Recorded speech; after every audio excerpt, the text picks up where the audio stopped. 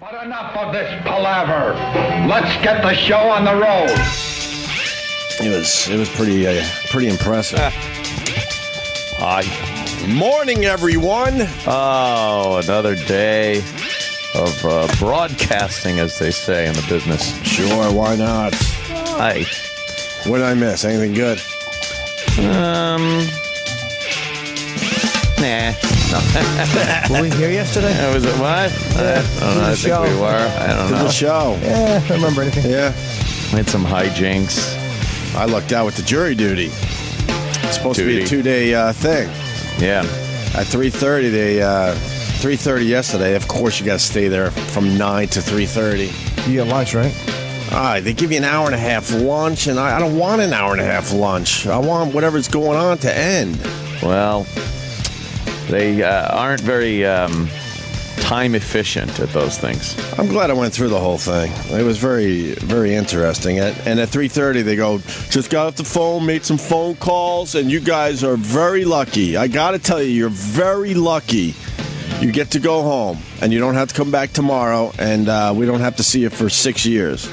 Wow. That's For whatever nice. reason, we didn't have to do the 2 days. And then they even stressed, they're like, look, don't tell your friends or family or a radio audience. Yeah. That jury duty is 1 day because it's not. And the people coming in tomorrow, Thursday, meaning today, will absolutely be here Friday as well.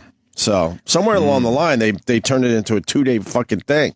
You know, where you have to sit around in the jury pool for 2 straight days. And then if you're picked for a case, then you're Pool is fucked. nice, though. Yeah, it's relaxing. Oh, Yeah. I wish it was that type. Imagine if it was that type of pool. A jury pool. Imagine. You're just swimming. You're fucking have some cocktails.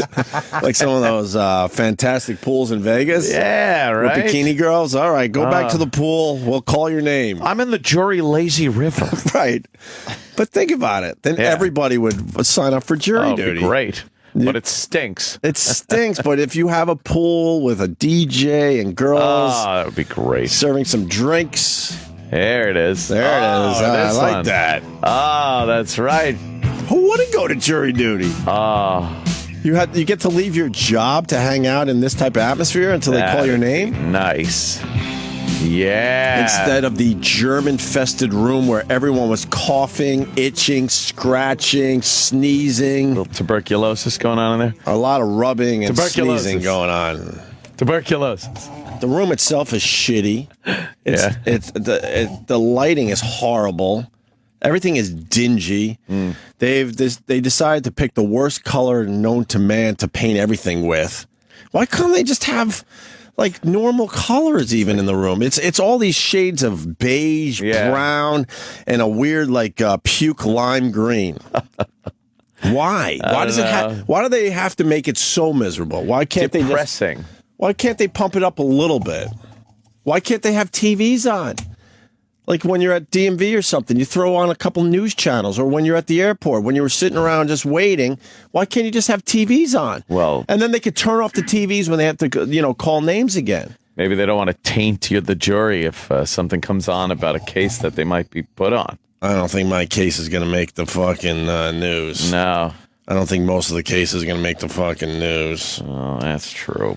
And then the other thing is, like, I was in a panic to get there on time. For what reason, I don't know. I figure if you're not there on time and something happens to you, they throw cuffs on you and give you a talking to in a room. Talking to. Because, even though you're giving them your time, they're not too nice about it. No, because you have to go. Right. They're not It's like, nice yeah. about it. No. Try asking for a pencil. They'll fucking rip your head off.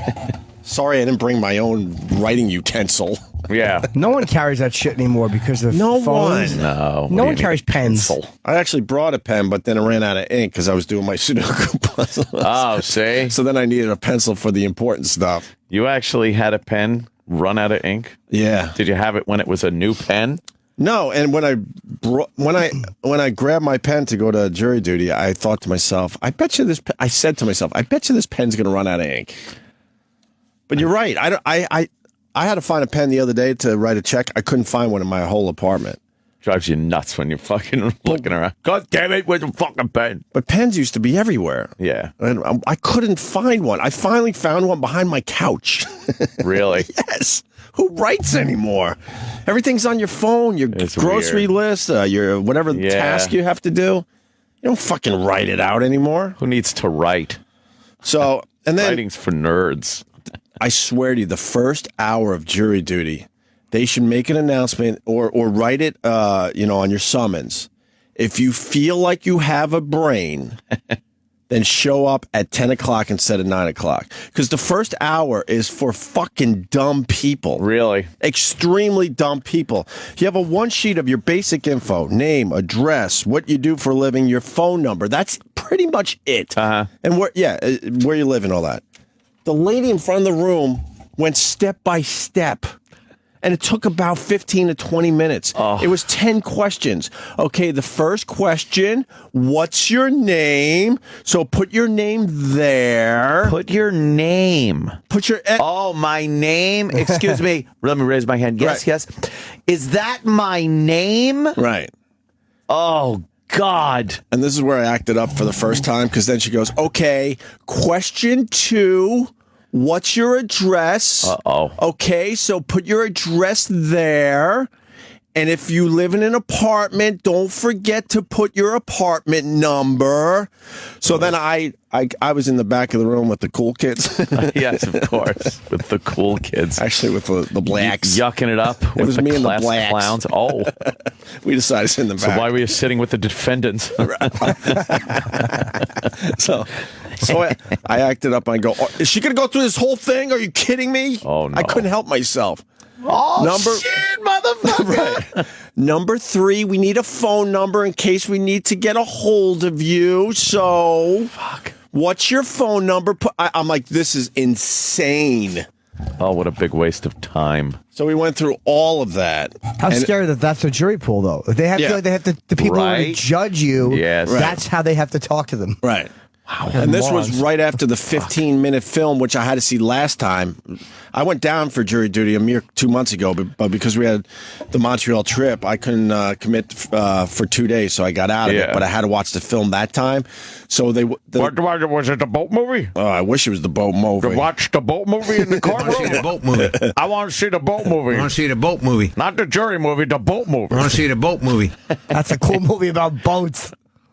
The film is 15 minutes on the judicial system of America, Right. explaining everything, And, including like- what a judge does. Right. It's like for Are you tards, kidding though. me? It's not like watching a documentary on Smithsonian or something about Sure. the judicial system. It's like this fucking for children Right. version of what the legal system is. But they make it easy. The one sheet is 10 easy questions. Mm-hmm. It's a stupid film. It's a lady explaining the 10 easy questions one by one. Yeah. And then that took up at least the first half hour.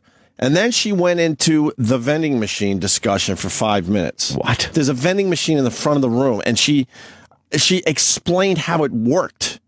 Oh my dear And Lord. what it takes, and then sometimes you push a button and the snack's not gonna fall down. And basically said something like, "So don't panic. Just let us start know. crying. Just cry on the floor in front of the machine. Let us know, and we will take care of you." Oh my God. So then it was around 9:45. I've been there for 45 minutes, and nothing has happened. Just basic shit. And then we sat for another hour doing nothing.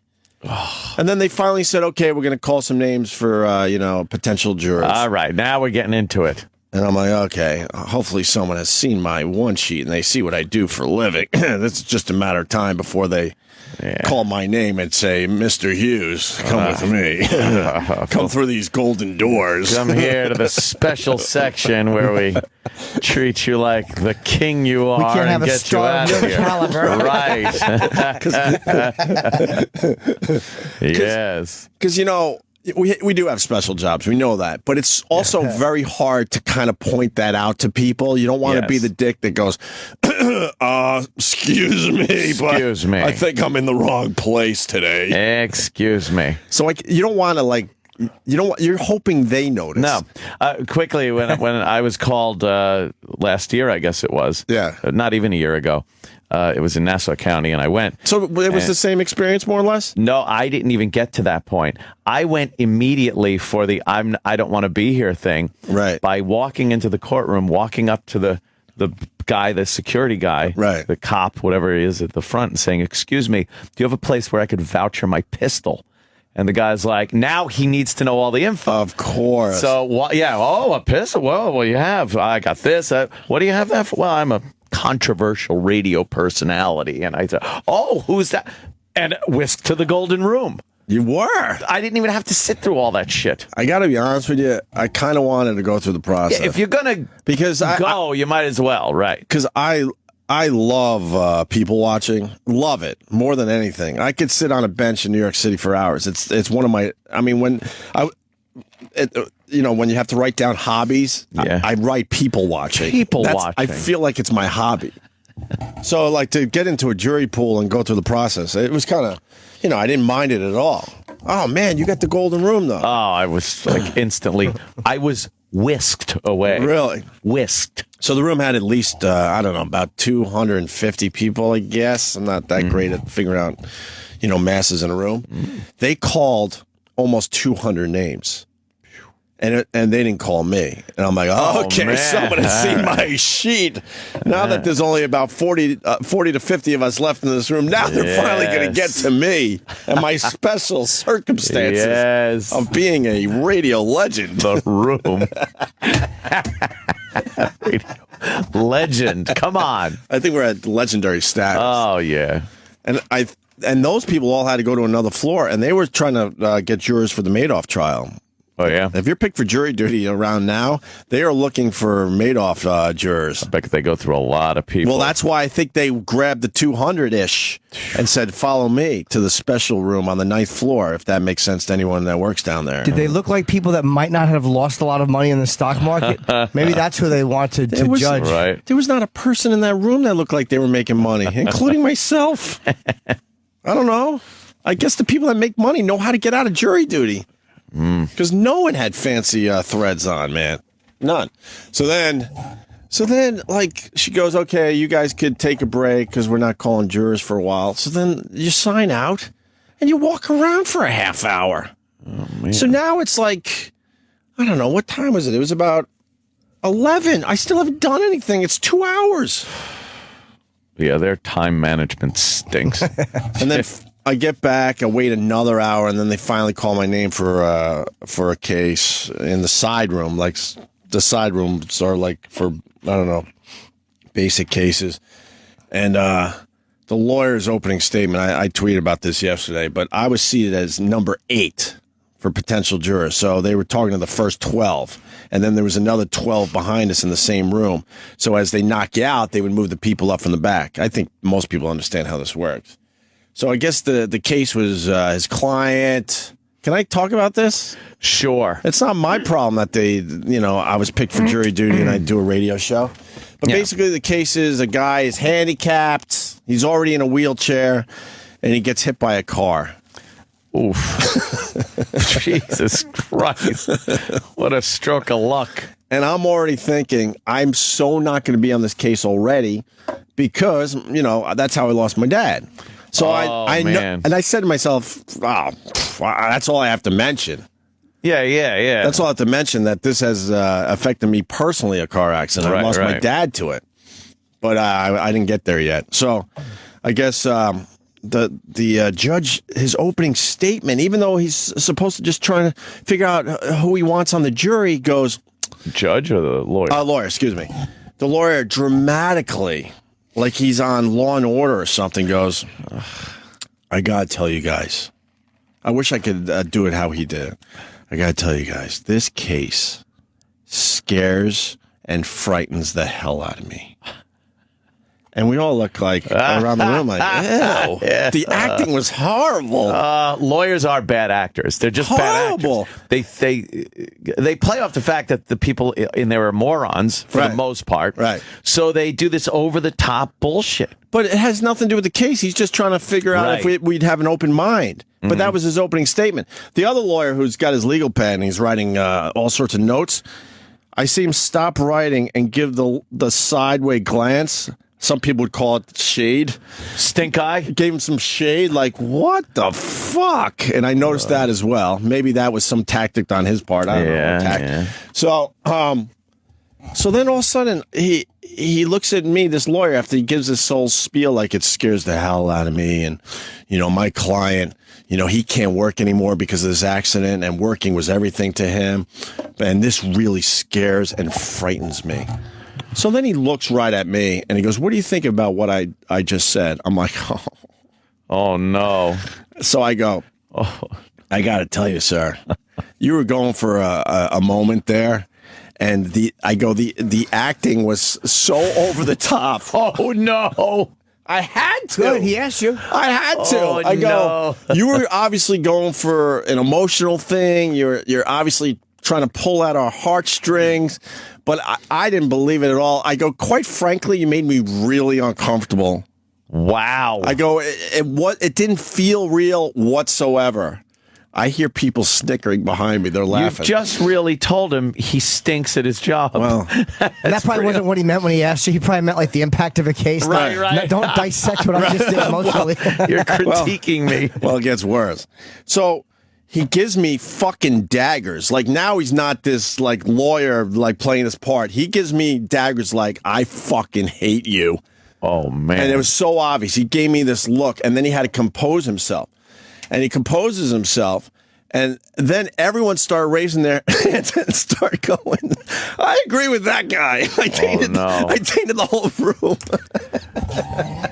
They're like, yeah, I agree with that guy. I also felt uncomfortable, but I know no one in that room was going to say it. I just know it. Yeah. So I go, yeah, you just made me so uncomfortable because it was just so over the top. It wasn't believable. You were going for an emotional moment. So then after he has to deal with everyone else's issues with what he said, he goes back to me because I started and he goes, I just want to let you know, I'm really sorry that I made you feel that way. And he's back into the acting role. So I go, I got to add one more thing. I go, if you're, I swear to God, I said this. People on Twitter goes, there's no way you said this. I go, if you're so scared and frightened by this case, why wouldn't you step down as his lawyer to give this guy, a fair chance of winning? Ooh. More daggers. Yeah, he wouldn't have been more happy daggers. With that. And then he's like, obviously, and he starts stammering a little bit. You don't know all the facts in the case, and if you're picked for the case, which I knew at this point, there's no fucking way. You'll understand why I said what I said, and he starts getting I don't think I'm going to be on this case. He starts getting all pissy. Yeah. Then all of a sudden, they go, all right, break for lunch, come back here in an hour and a half. I'm like, fuck, I got to wait another hour and a half. And I have to say, I didn't do that to get out of jury duty. Because when you get in the side room and you're now part of the case, even though the jury pool and the whole thing's a hassle, you kind of want to be picked because now you're in it. You're like, wow, this is kind of cool. I want to hear what's going on with this case. Are you actually in the courtroom in a jury box? No, just in like kind of a classroom off the side of the whole jury pool, which is the big, huge room. How funny is it that you answered, like, he asked a question about what did you think about what I just said? What was the impact? And you gave such the answer he didn't want. Oh. Like, well, sir, your suit's kind of shitty. I don't like the teeth. I couldn't help myself because it was so over the top. The acting was horrendous, and he was going for this moment. I'm like, I can't sit here and make believe this isn't bothering me. And the other lawyer, one of those lawyers might have loved your answer. Whoever the opposing guy is, might have loved that you looked at it that way. But that guy absolutely would. The opposing lawyer looked at me like, oh, fuck, I want this guy. Absolutely. But I was so against that guy and what he said that he also knew, like, oh, fuck, he's so done. It's too much. Yeah, they're going to throw him out. But every time I looked at the other lawyer, he was staring at me. So I'm like, okay. Yeah, I mean, we've done this long enough to know the look when people recognize you. They're on to you. So all of a sudden he's staring at me, and then he's trying to be casual, and then I see him taking the one sheets that we all had to fill out, and he's counting. I could see him counting to number 8, which is me, and then just casually looks at my sheet, and then there's recognition, like, okay, and then he goes on to sheet number 9, making believe he was just going through the sheets. So then after lunch, fucking have to come back, and then the other lawyer starts talking and goes, that guy, and he points to me, he goes, makes a really good point. What he said made me really uncomfortable, because we're supposed to just be asking you basic questions to see if you would have an open mind, and I don't know why he did what he did. Yeah, why did he go? And then that lawyer starts getting pissed. He goes, look, I just I want you to stop talking about that to the lawyer. He goes, because as you know, if I went too far, you would have stopped me. We all know what I did was completely legal. He's out of his mind pissed. Wow. He just wants the room cleared out and start over. What a dummy. So then that guy talked for a while. Then they stepped out to decide who was going to be the jurors for this particular case, I guess. And then all 12 of us were called out of the room. Yeah, they had to throw everyone out of that fucking... And they basically... you wrecked it for him. Honestly, not really, because us 12 had to go out of the room. Then they read off 6 names, and they're like, okay, congratulations, you guys are made it to the next level or whatever the fuck, and the rest of you go sit down. I was obviously told to sit back down right in the jury pool room, and that was it. It would be great if the guy asked you, what do you think of what I just said? If you said, I thought it was really good. Don't worry. I got you. Yeah. I won't let you down. Yeah, I won't let you down. Don't worry, I won't let you down. I'm here for you. I think that would get you out of jury duty so easily. Yeah, that'd work. What do you think about what I just said? You know what? I'm not going to let you down, sir. I'm on it. I'm 100% with you. And then there was 6 of us that obviously were told to sit down, and one lady just started laughing at me. She was an older lady. She goes, I got to tell you, that was hilarious. I go, it got big laughs when I told him he might want to step down from the case to give his client a fair chance. That got a big laugh from the room. But I didn't mean, I was just fucking trying to be honest, because it was so uncomfortable. How humiliating for him. Oh, it was completely humiliating. He couldn't wait to be done with me. He knew he had to go through the whole process. And by saying that in front of everybody, just you wrecked him. Yeah, you pulled his dick out in front of the entire room and laughed at it. You destroyed him right there. It was horrible. I'm like, because if I'm picked for a case, I absolutely want to have an open mind, and that horse shit's not going to work with me. Yeah. So why are you doing it there? Yeah. It scares me and frightens me. Oh, boy. Did he say it dramatically? Over the top. Jimmy, his acting was over the fucking top. Rich Voss would kick his ass. You're scared, John? It scares me and frightens me. And he just kept giving me these little looks when he could. And I'm like, at one point, I kind of gave him a slight shrug, like, look, sorry, but I almost wanted to apologize to him, but you're not really allowed to talk to those guys. Oh, that would have been worse. Yeah. Like, I apologize. I made you look like a dick. Yeah. So, in front of your peeps. And then the rest. Then I sat there for another 45 minutes, and they said, look, you guys are all done. You've served. We don't need you for a second day. I kind of liked the experience in general. It was kind of fun. Yeah. Yeah. If you're going to have to go down there, you might as well stay for the whole thing to see, see how it works. Yeah. And then I befriended the black gentleman next to me, and because he couldn't, we had to fill out a census report, I guess. Not even your name, just like your age, where you live, and what's your okay. What are you? They want to know who's coming down there, I guess. And the black guy looks at me, he goes, what's that? I go, I think it's some kind of dumb census thing. He goes, oh, man, I forgot my glasses. Do you mind if you fill mine out for me? Oh, man. Oh, my God. And he sort of sounded like that, so I'm kind of imitating him. I go, no problem, brother. And I said that, brother.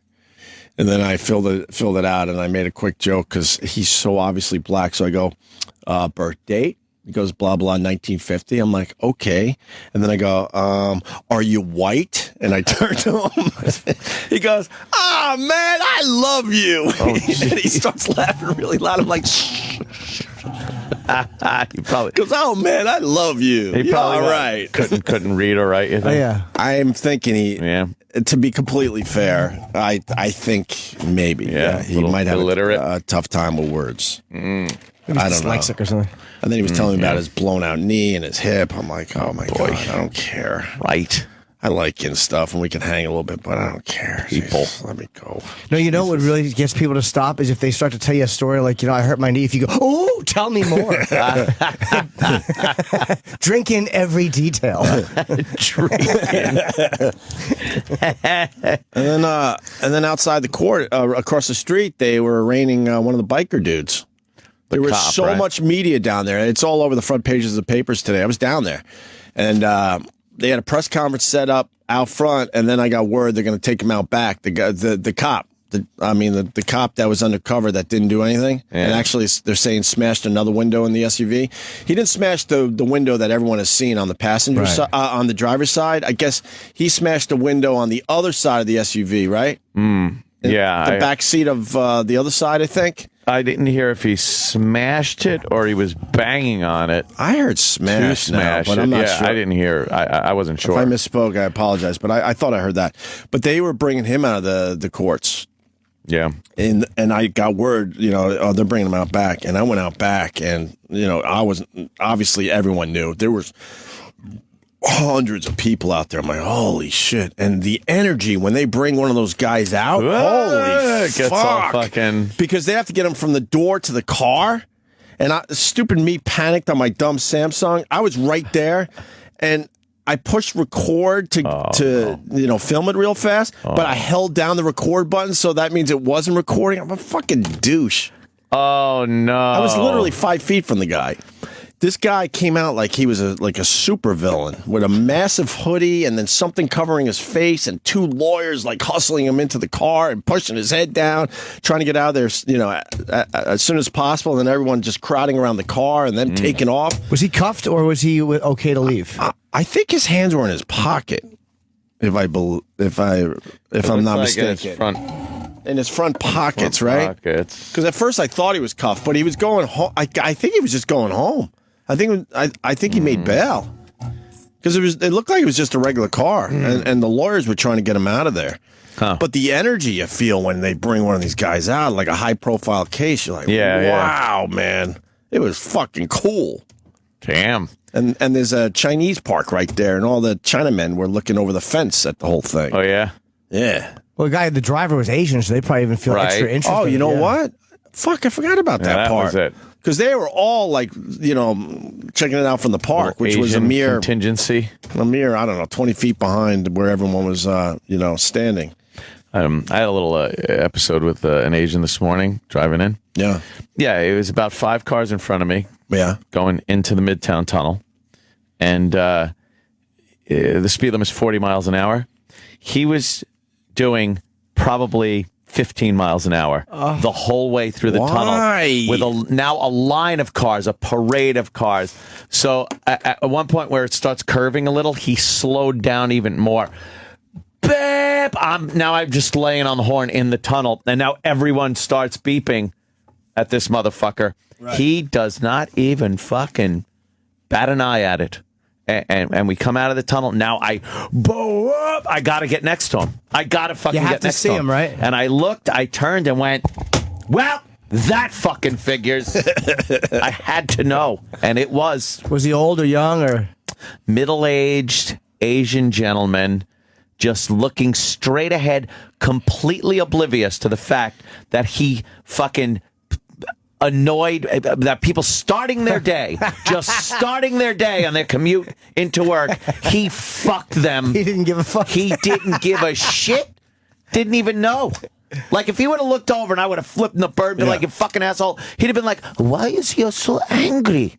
I don't understand.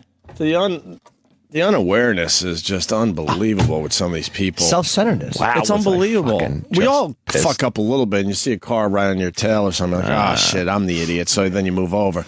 But when you realize it's a parade of cars behind you, how are you not aware of that? You're absolutely fucking up the entire roadway. He's like, it's the beginning of rush hour. I'm in one of the few thoroughfares that get you to the pinnacle of the free world, Manhattan. Right. And there's no one in front of me. Wow, that's really odd. There's no one in front of me going from Long Island to Manhattan. This is amazing. maybe I should look at my rear view mirror Sure. and see the fucking parade of cars that's behind me. This guy doesn't even give a shit, doesn't know, just oblivious.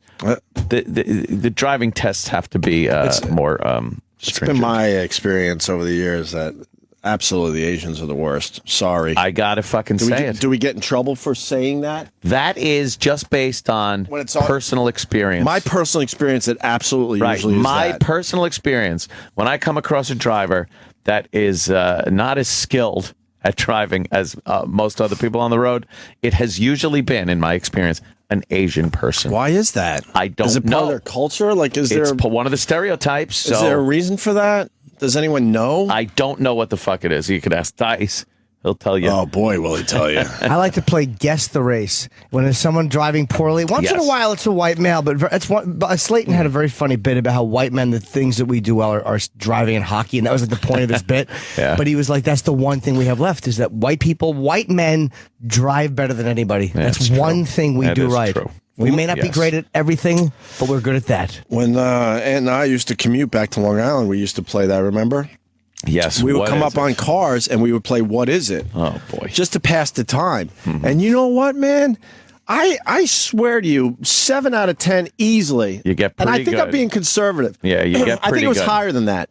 We would almost nail it perfectly, Yeah. whether it was a male or female in what race. Almost every time, Yeah. just based on how they were driving and what kind of car they were Based in. on what the it fuck was they're doing. almost fucking. We almost got it every time, and we would Amazing. start laughing at each other like, how unbelievable is this? Oh, it was so annoying. Yeah, that was the beginning of the day.